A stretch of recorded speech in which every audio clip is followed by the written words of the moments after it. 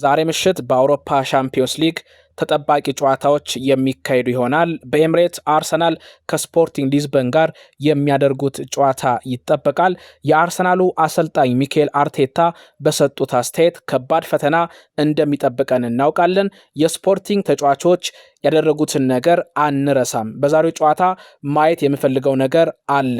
ከተጫዋቾቼ ብዙ ነገርን እጠብቃለሁ። ለሁሉም ነገር ተዘጋጅተናል ብለዋል። ሳካ የሳምንታት ሳይሆን የቀናት ጉዳይ ነው። በቅርብ ወደ ሜዳ እንደሚመለስ ተስፋ አደርጋለሁ።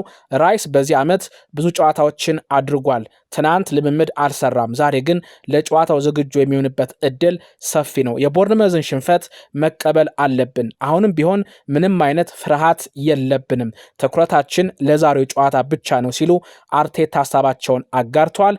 የስፖርቲንግ ሊዝበኑ አሰልጣኝ ሩይ ቦርጌስ በበኩላቸው አርሰናል የተለየ ቡድን ነው፣ በግልጽ መናገር የምችለው ለማሸነፍ ነው እዚህ የተገኘ ነው ሲሉ ቦርጌስ ተናግረዋል። በአሊያንስ ስቴዲየም ባየር ሙኒክ ከሪያል ማድሪድ ጋር የሚያደርጉትን ጨዋታ ይጠበቃል። የባየር ሙኒኩ አሰልጣኝ ቪንሴንት ኮምፓኒ ከጨዋታው በፊት በሰጡት አስተያየት ሪያል ማድሪዶች በአውሮፓ ከሚገኙ ምርጥ ቡድኖች ውስጥ አንዱ ናቸው። እነሱ በዚህ ውድድር ልምድ አላቸው። ሬሞን ታዲያ የሚለው ቃል ከፒኤስጂ እና ባርሴሎና ጨዋታ በኋላ ተወዳጅነትን ማግኘት ችሏል። ቃሉ የዛሬውን ጨዋታ በእርግጠኝነት ማሸነፍ እንደምንችል አምናለሁ ሲሉ ኮምፓኒ ተናግረዋል። የሪያል ማድሪዱ አሰልጣኝ ራውል አርቤሏ ደግሞ እንዲህ አሉ። ባየርን ታላቅ ቡድን ነው፣ እኛ ሪያል ማድሪዶች ነን። የዛሬውን ጨዋታ ለማሸነፍ ተዘጋጅተናል። ምን ማድረግ እንደምንችል አምናለሁ። በዛሬው ጨዋታ ቹዋሚኒ ባይኖርም እሱን ሊተኩ የሚችሉ ተጫዋቾች አሉን። ዛሬ እንደተለመደው ታሪክ ለመስራት ተዘጋጅተናል። ከ99% በላይ በሜዳ ላይ አቅማችንን አውጥተን መጠቀም አለብን ሲሉ አርቤሏ አስተያየቱን ሰጥቷል። የፈረንሳዩ ለኪፕ እና ካናል ፕሉስ እንዲሁም ሌሎች የአውሮፓ ሚዲያዎች ሁጎ ኤኪቲኬ ያጋጠመ ጉዳት ከዓለም ዋንጫ ውጭ ሊያደርገው እንደሚችል ስጋታቸውን በመግለጽ ላይ ይገኛሉ። የተጫዋቹ ወኪል የሆነው ካርል ሟላኮ ሁጎ ከባድ ጉዳት አጋጥሞታል ለማወቅም ችለናል። በ2026 የዓለም ዋንጫ ሀገሩን ወክሎ ላይጫወት ይችላል። ነገር ግን የሊቨርፑል የሕክምና ባለሙያዎች የሚሉትን ነገር መስማት አለብን።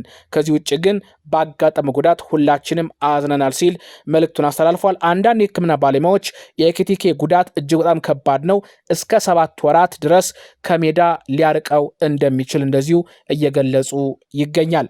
የ25 ዓመቱ ኔዘርላንዳዊ የብራይተን የማል ተከላካይ የሆነው ጃን ፖል ቫን ሄከ ብራይተን በክረምቱ እንደሚለቅ የተነገረ ይገኛል።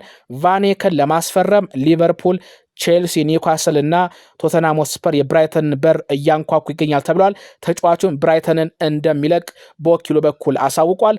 እስከ 2027 ድረስ ኮንትራት ያለው ቫን ሄከ ብራይተን በክረምቱ መልቀቅ እንደሚፈልግ ለክለቡ ኃላፊዎች ማሳወቁ የተነገረ ይገኛል።